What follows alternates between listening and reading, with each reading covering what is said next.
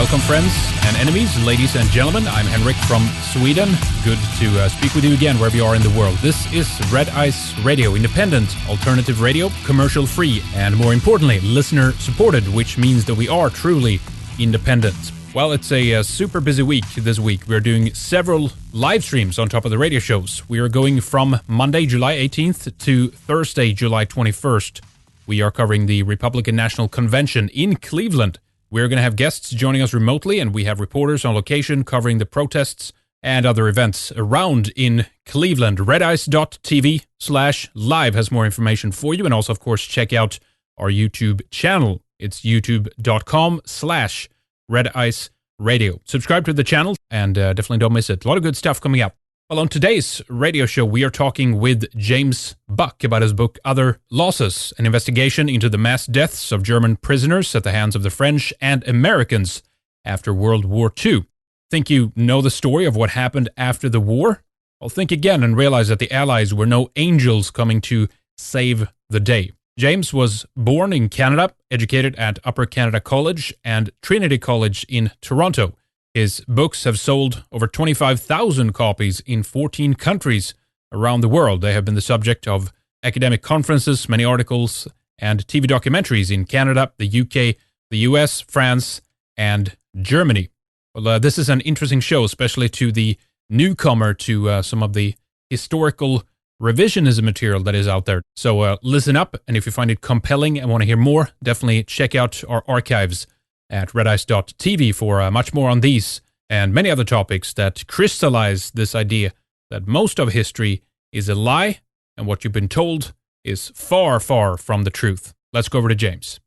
All right, welcome, James Bacque. Thank you so much for coming on. It's a great pleasure to have you with us. Hope you're doing well today. Thank you very much. I'm very glad to have this chance. Excellent. Now tell us first, what inspired you to write Other Losses? Well, I was in France looking for a chance to interview Monsieur Laporterie, who is the mayor of a small town in the southwest of France during the Second World War. The Nazis were rounding up Jews and other people to take them away and put them into work camps in the east, where many of them died in terrible conditions. So he was a friend to everybody, because he was non-discriminatory. He helped his friends, and he saved about 1,600 lives from the Germans during the war. And tell us a bit more about that. How were that encounter, how did that enable you to discover some of the material that you did for Other Losses? It was very strange.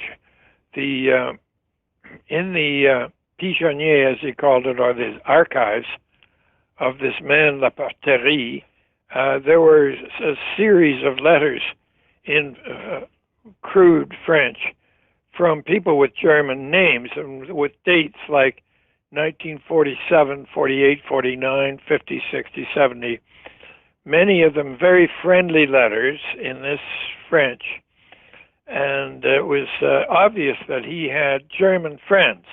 And I wondered, how could he have German friends if he had been at war with them? He'd been a prisoner in the First World War.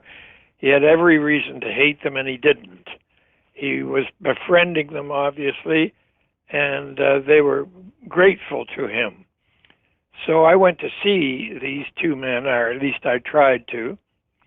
One of them was named Adam Heil, and one of them was named Hans Gertz. And Heil refused to see me, but Hans Gertz said, yes, I'll give you an interview about Monsieur Laporterie. So I went to see him. And give us a bit more about that. What happened? What happened next? Well, he was obviously a very solid, stolid, unimaginative sort of a person. He was a bus conductor, streetcar driver, tram driver for a lot of his life after the war. But during the war, he was in the Wehrmacht, and he was captured at the end of the war and sent to a prison camp in France. And at the end of the interview, I said to him, well, that's about it. Is there anything else for you to say? And I turned off the tape recorder, and he noticed that. And now he got confiding with me, and you could maybe take a tip from this, Henrik, and you're interviewing. When the tape recorder is turned off, you're going to hear the thing you really wanted to hear most. I know. It's happened many times. Trust me. It's like, I should have recorded that. It's true. Isn't that unusual? Yeah. At any rate, there I was, and he was looking at me and saying, I can tell you, Monsieur Laporterie is my friend. And I said, well, yeah, I can see that, of course. And he said, no, I mean something special. He saved my life. And I said, oh, how did he do that? I was packing up and getting ready to go. And he said, well, he took me out of that prison camp. And I said, thinking, prison camp, all it is boring and bad food. And he said, no. It was deadly. 25% of the men in that camp died in 1 month. And I said, what did they die of? And he said, cachexie, inanition, crève faim. Starvation, cachexie, and sickness and maladie. So I said, I can hardly believe that. What? Tell me more. But he wouldn't. And this was exactly Adam Heil's reaction, his friend. He wouldn't talk about it either. And this man had just suddenly broken surface, but then he couldn't do it anymore. He had to shut up. Remind our audience again, what year was this? When did you meet with these gentlemen? I met with them in about the year 1986. Only one of them, Mr. Gertz. The other one, Heil, wouldn't meet me. And of course, Monsieur Laporterie met me many times. So only 3 years later, your book comes out. Tell us what happened in that period. Well, I couldn't believe what was happening, what he told me. I couldn't really believe it. So I went back to Laporterie in the south of France, and I said to him, I've heard about this prison camp from Monsieur Gertz, and I'd like to know more. And he said, what would you like me to do? And I said, well, are there any people around here who know anything about the camp? And he said, yes, many of them. Is there an aumônier, which is the padre of the camp or the chaplain? And he said, yes. And I said, well, I'll get in touch with him and so on. So I went to see him and I asked him about the deaths. He should have been burying all these men and saying prayers over them. And I said, how many were there? And he shifted, and his eyes looked uneasy, and he didn't want to tell me. So I persisted. I kept after him. And finally he said, oh, not very many, or I don't remember. He didn't want to know. He didn't want to say. And so I realized there was something really sick here, because he couldn't bring himself to say anything about it. And he pretended to forget, and then he remembered, and then he denied, and Finally, Monsieur Laporterie helped me by telling me that he could find some guards who lived in the south of France nearby and had been drafted into the French army after the end of the war, which would have been for them in the middle of 1945. And this meant that they were back in the army again if they'd never been in it. And they were to be guards in a camp called Bouglos, right near Monsieur Laporterie's hometown, which was south of Bordeaux. And so he arranged for me to meet a couple of these gentlemen in a farm kitchen nearby. Most of the men around there were farmers. And when we got to the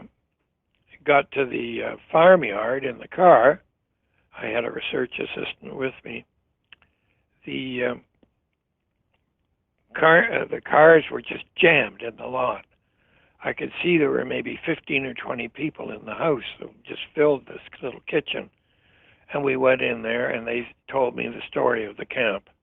So they, as far as you were concerned at that point, they had never talked publicly with other journalists or reporters about this. I can imagine they've spoken maybe with their family and friends or something, but not publicly, right? That's a very good point. They would speak to each other, not much to their family, and to nobody else. Was that simply due to the horrors that they? I mean, that's a classic, problem, if you will, that we tend to compartmentalize as humans, and we kind of store away those memories that are just simply too horrible. Many that come back from war, they just don't talk with their spouses or family about it. Is it a similar scenario here? That's a very good approach to it. Yeah, it's all of those things. First, it's compartmentalization, as you say. Don't want to face the horrors. But it was also that was reinforced by Allied propaganda. During and after the war, the Germans were monsters. And to quite a few people, even today, they still are monsters. If the subject of the Second World War comes up, or of the German camps in the East. Yeah, exactly. And I mean, this is something I want to get into more detail with you later and kind of as we analyze some of that. But tell us a bit more here then, because, okay, so you've discovered some of the testimony here, if you will. You've started to uncover something which is largely at that point unknown, I would say, to the world.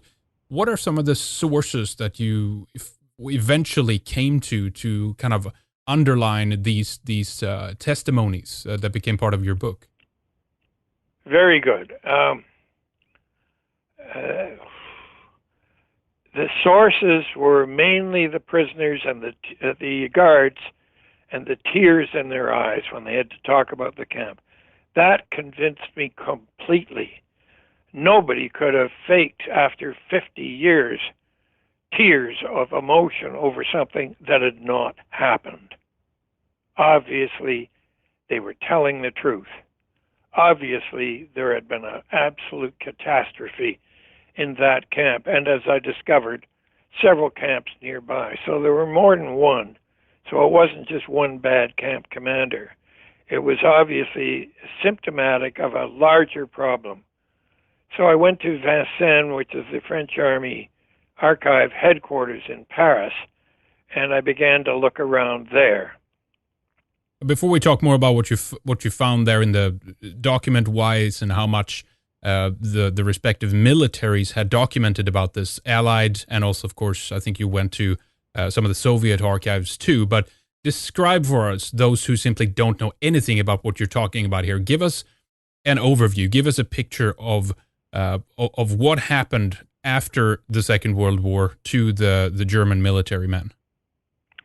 About 11 million German military people, including women and boys and very old men, around 11 million were taken prisoner by the Allies, who were the United States, Canada, Britain, France, and the Soviet Union, and the Poles, of course, a little bit.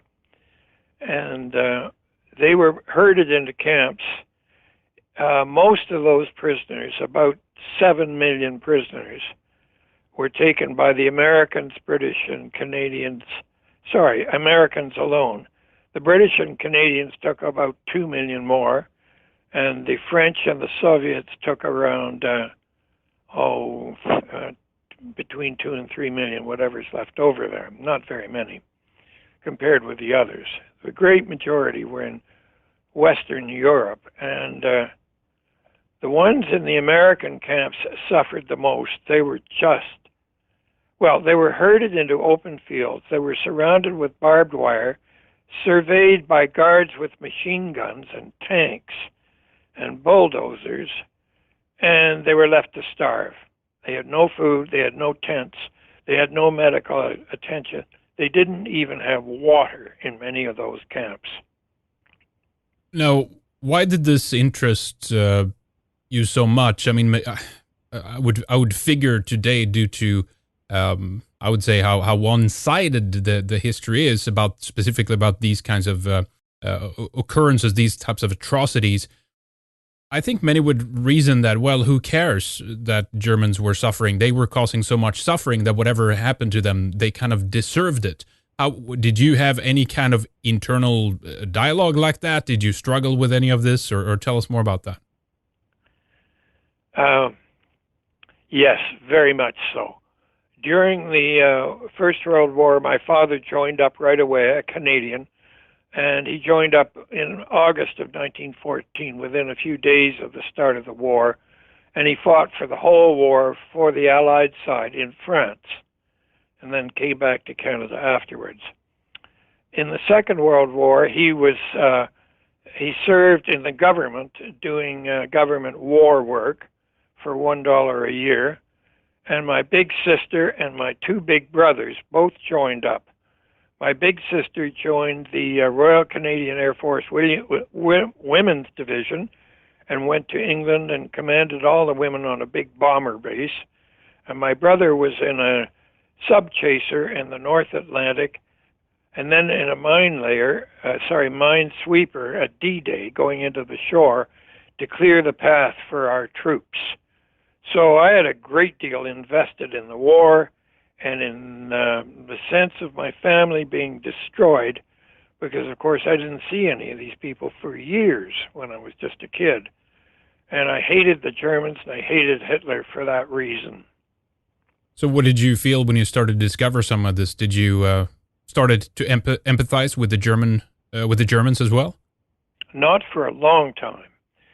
All I did at first was to realize this was a great big hidden story, and I was, after all, a writer writing a book, and I could see this would fill books, as it eventually did. And what I needed to do was to find the evidence on documentary paper, which I had to do and did.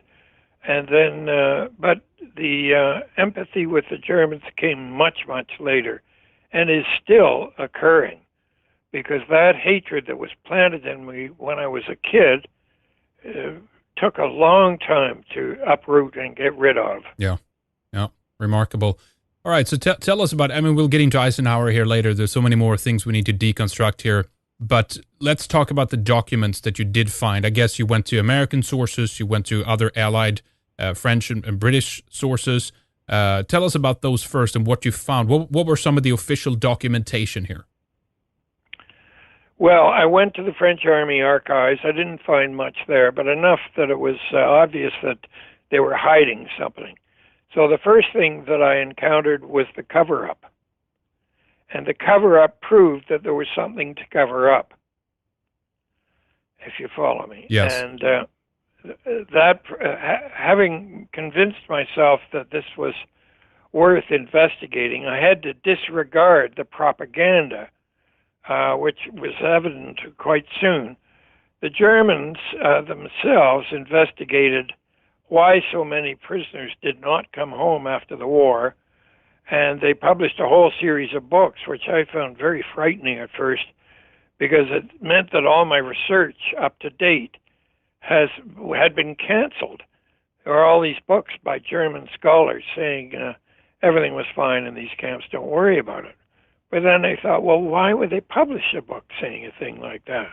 If everything had been fine, tickety-boo, as the English might say, if everything had been fine, why would they bother with these books? So I began to inspect them and realized there were all kinds of holes and faults and flaws in them. And then I went to Washington and found documents there, but not just the documents.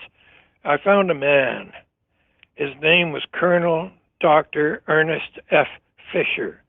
He was an American working at that time in 1986, having just retired from the Center for Military History of the United States Army. He was a colonel in the Army writing official history. He could not have been a better placed man and higher in the hierarchy. He knew his stuff. And he said, yes, I've always suspected something like this. Let's go to work. So we went to the archives, and one of the first things we discovered in the archives was an archivist friend of Ernie Fisher, who'd been working on American Army history. And this man, Eddie Reese, said, Well, we're going to have trouble because most of these documents were destroyed in the 1940s. Right. So you told us about, if I got the numbers right, about what, 15 to 16 million total, 11 to the Allies, 2 million to France, was it? And then two to Soviet, No, something like that.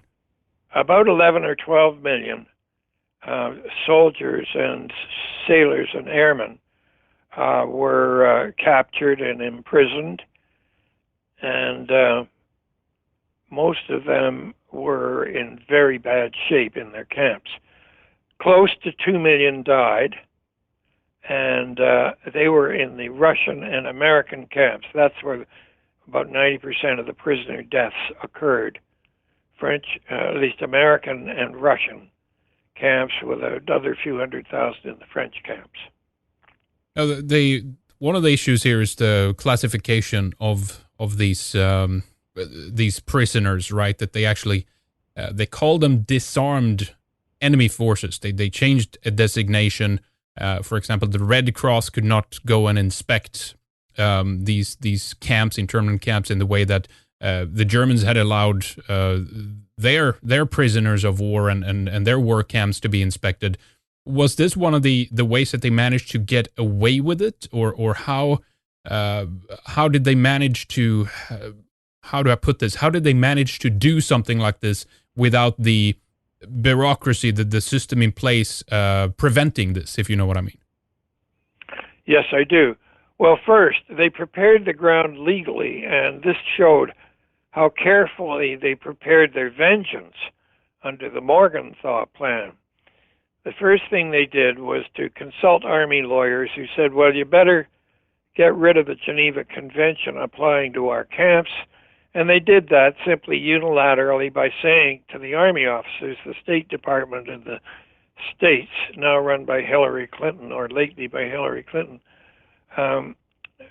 simply issued an order to the Army saying, the Geneva Convention will not apply if you call these prisoners not prisoners of war, but disarmed enemy forces. So just by typing out a memo, hundreds of thousands of prisoners were condemned to death.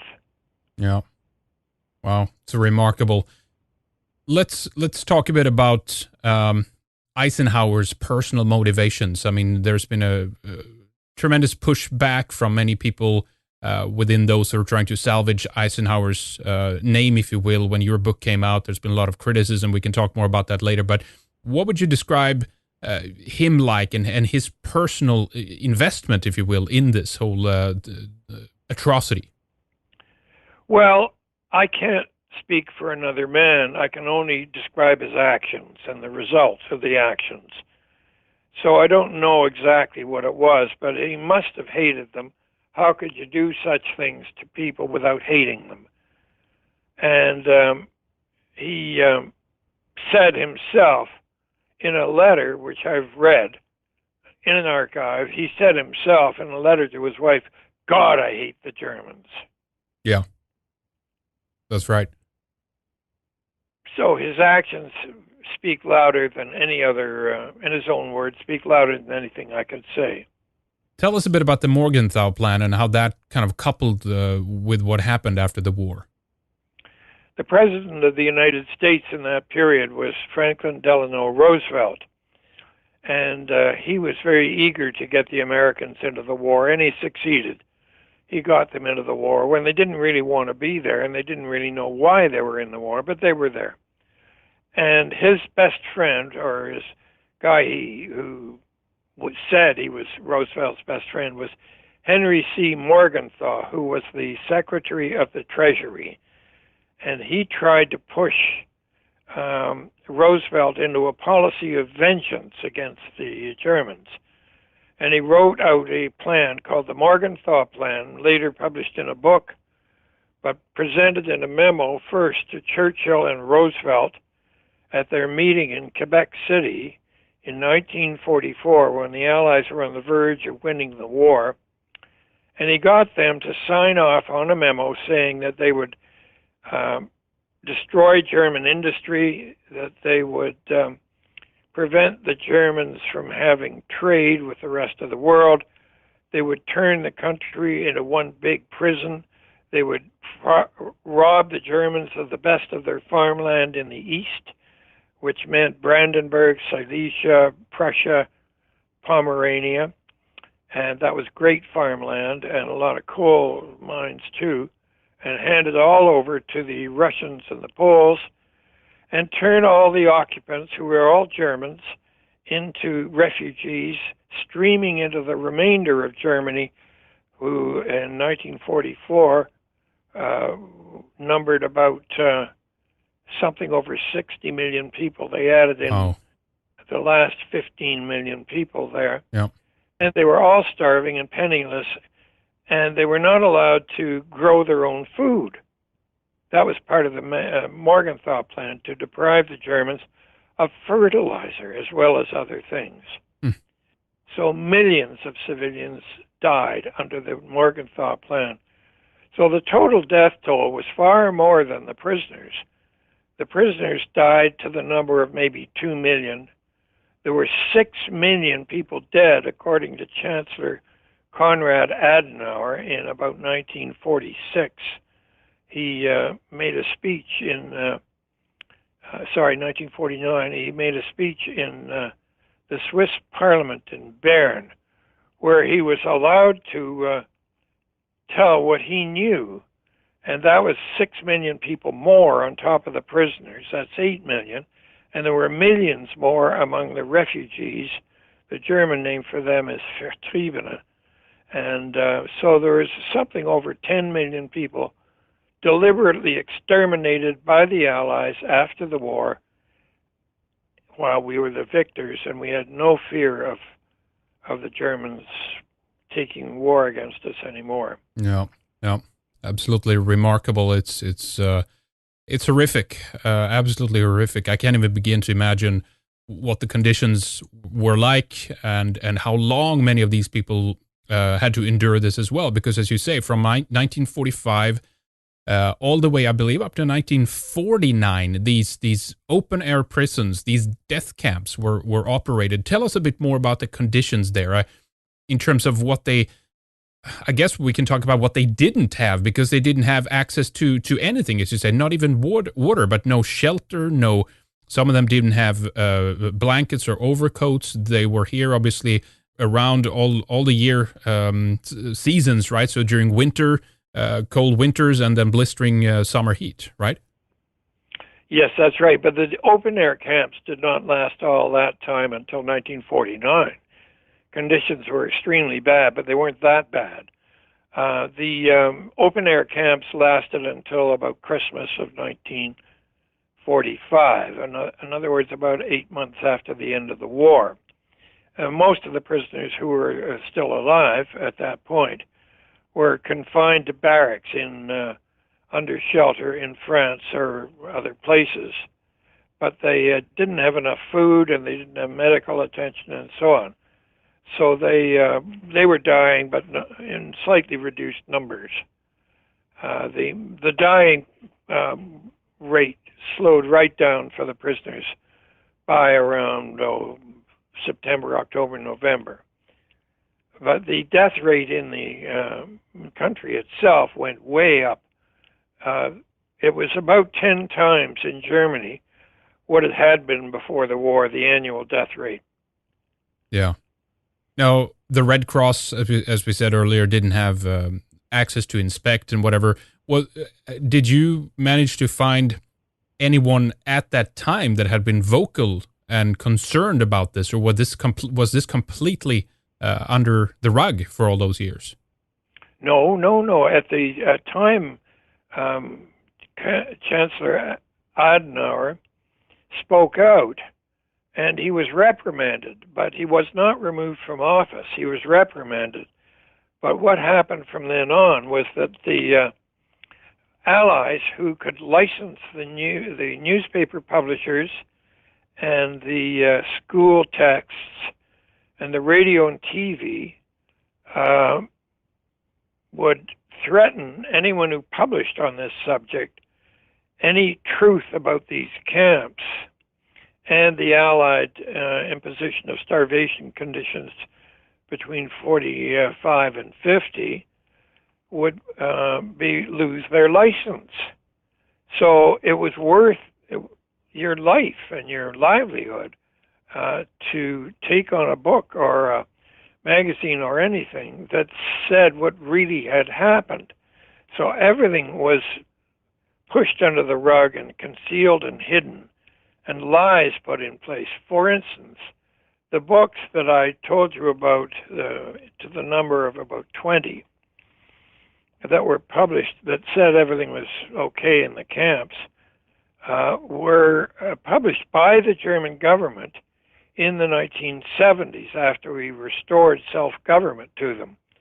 The books were published by the government, as I say, having been taken away, confiscated from German professors and writers, and made to fit into Allied foreign policy, because this was the West German government, and West Germany was our ally. And so Willy Brandt, later the Chancellor of West Germany, who was the foreign minister at the time, took over this series, made it say what he wanted it to say, which was, the Allies are good guys, the Germans are criminals, and the Russians did all the death dealing to the prisoners and civilians after the war. And that became the official line, as laid down in the Bundestag and supported by these books. I see. And that's the way it is now in Germany. Right. If you take up this line and say what happened really in Germany, you could be accused of the Auschwitz-Lüge, or the Auschwitz lie, which is to some degree saying that anyone who says that Germans suffered after the war is simply a Nazi sympathizer and is an anti-Semite and a warmonger. It's Right. insane, but Right. there it is. Yeah, I heard, James, that this is by law determined historically what happened. There is a narrative. I don't know exactly what that narrative is. I would assume that it's very much according to the mainstream version that we get to us about the war, about National Socialism, etc. Both in from the academic history books to the movies and documentaries that are made by this about this. But I heard that there is a law determined, this is what happened, and if you speak against that, that is breaking the law, right? And therefore you will be reprimanded in some way. That is the same thing in Canada and all over the Western world to some degree. For instance, there's a revisionist historian called David Irving, who has freely entered Canada for many years, and then about 10 years ago, having made a speech in Niagara Falls, he was arrested by the Canadian police. He was put in handcuffs. He was put on a plane and deported from Canada and never allowed to return. Yep. Mainly what he was doing was talking about the real origins of the war, for which the Germans have been blamed 100%, and for which some Americans and some Brits and some French and some Poles also bear responsibility. But you can't say these things without being accused also, as I was recently after one of my speeches, of moral equivalence. So I said to the man, he stood up at the end of my speech and said, I'm a Jew and I'm worried about your speech because you seem to be too close to moral equivalence. Right. So I said, what do you mean? And he said, well, I mean, he stammered for a long time, and then he said, well, I don't know. And he sat down. That's what is being used. This was a university professor at the University of Toronto who said this. Yep. He was being recorded at the time. And he said this to an assembly of 70 academics. Yeah. Why do you think, though? I mean, okay, there is a victim narrative here that's run on top of it in order to Well, there's many different reasons for it, but one is obviously to continue to demonize Germany even to this day. Is that the main reason why they're so concerned about any of this material getting out? I mean, after all, this was the quote good war, right? I mean, and this it would be justified, you would think, in their view, that whatever happened to these Nazis was justified. These were considered to be monsters. They were not human. This would even include women and children, I think.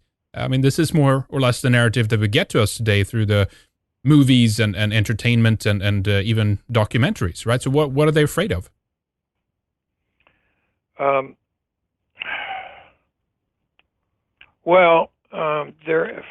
boy, so many people have got so much invested in this, in family histories, in personal histories, in national histories, in money and in belief and so on. But the thing that animates most people is their beliefs. What moves their spirit to believe, and those beliefs are almost impossible to shake once they're established. And in this case, the belief is that the British Empire was good, the French Empire was good, all the Americans are good, and so on and on and on. This system also says that the Germans were evil. They started the First World War, and the Second World War was just a continuation of it. And most of that is wildly exaggerated. The skein of truth that's in it is also too weak to bear the consequences that are attributed to it. For instance, A.J.P. Taylor, a great historian and an Englishman, said that the main problem of both wars was simple. It was the British and British and Germans trying to see who's to be master.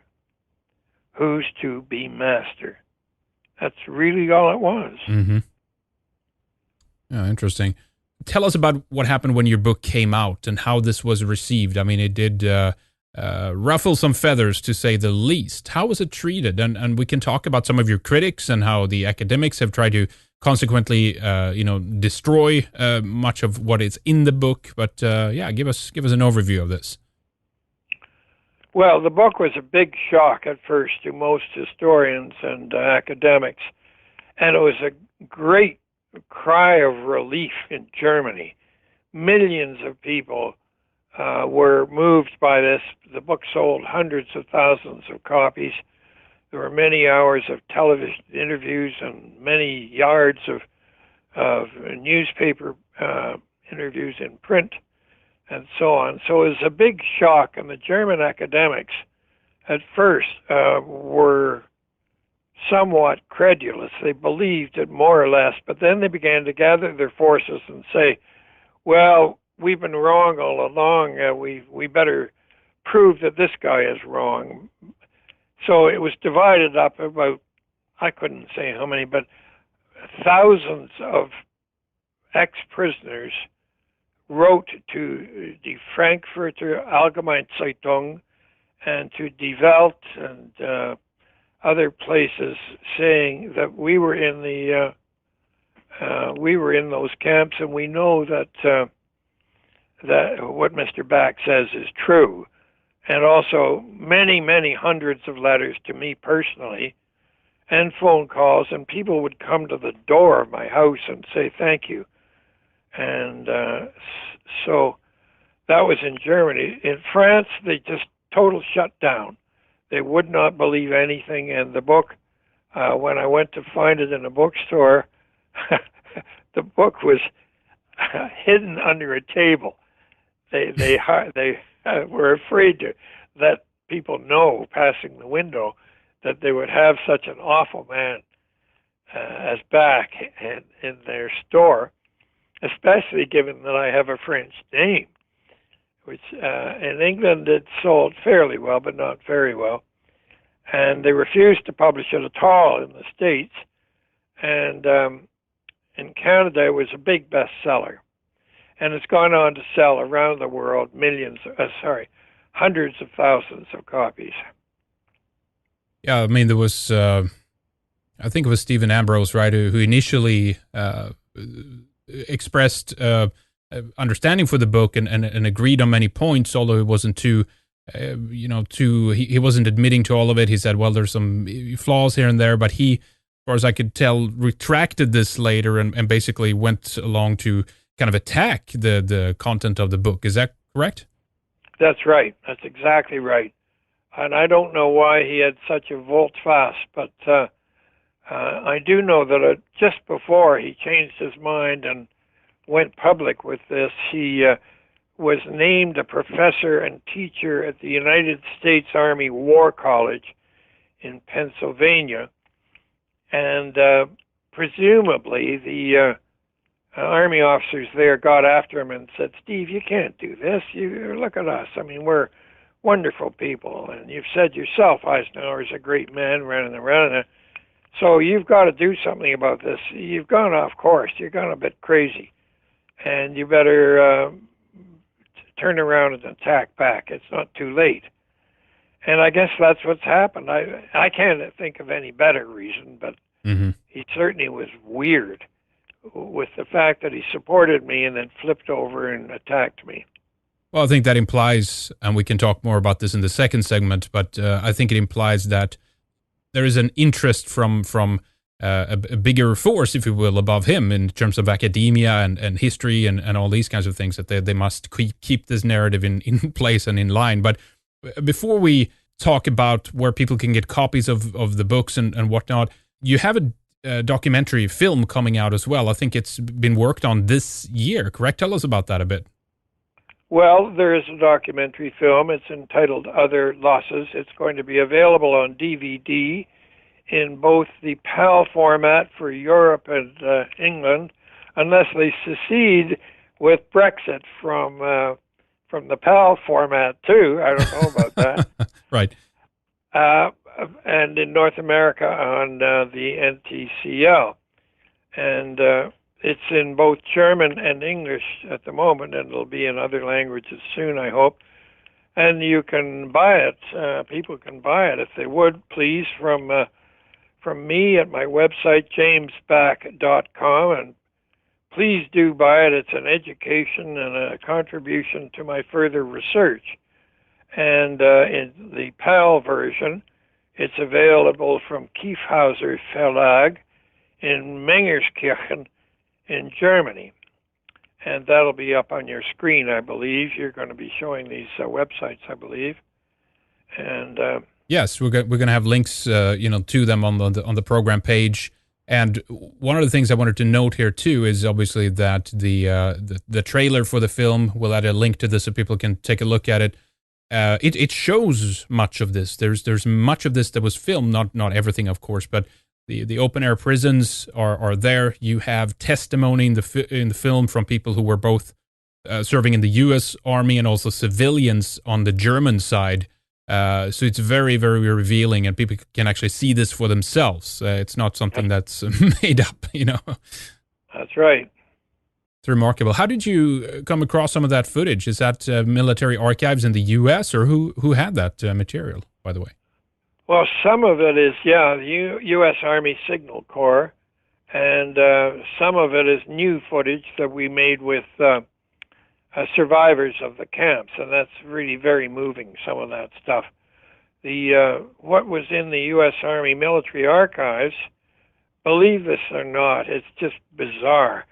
The Americans filmed some of their own atrocities and atrocities by other people against Germans, and they put them in 35 mil color photography, and they were developed at the Eastman Kodak Company in Rochester, New York, and our film researchers went to the U.S. Army Signal Corps archive, and they opened the cans. Believe it or not, they had never been viewed. Really? So there's miles of this footage, and they had to go through it all and take a look and see and get it copied and put it on. It's all in the public domain, and anybody can go and see this stuff.